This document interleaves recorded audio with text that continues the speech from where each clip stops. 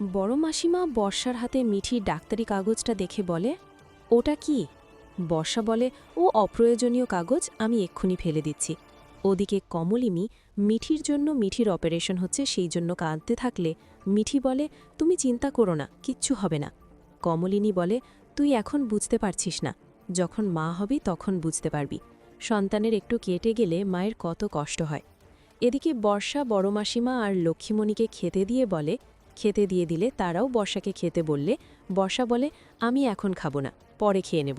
হসপিটালে একটা ফোন করতে হবে, তো কি হচ্ছে জানতে না পারলে টেনশনে থাকব। এই বলে রান্নাঘরে গিয়ে চিকেন বিরিয়ানি খেতে থাকে। ওদিকে কমলিনী কাঁদতে থাকলে নতুন বলে, দেখো মিঠির এরকম একটা অবস্থা, আমাকে ছুটি নিতে হচ্ছে।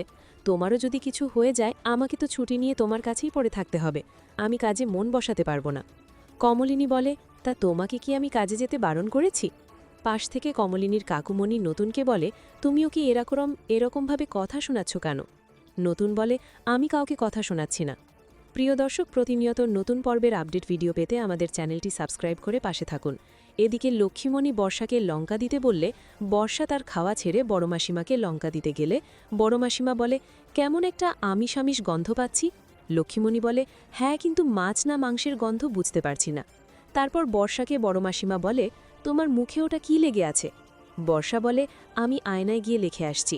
সেই ফাঁকে বড় মাসিমা আর লক্ষ্মীমণি রান্নাঘরে এসে দেখে বর্ষা চিকেন বিরিয়ানি খাচ্ছিল।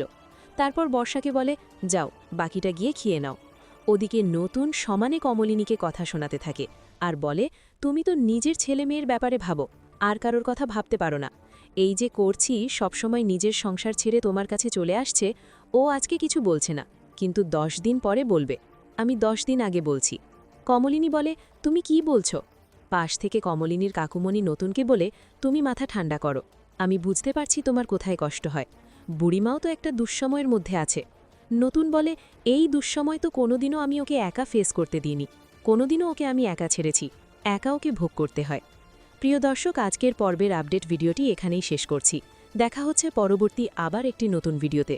এই ধরনের নতুন নতুন পর্বের আপডেট ভিডিও পেতে আমাদের চ্যানেলটি সাবস্ক্রাইব করে বেল আইকনটা অন করে পাশেই থাকুন।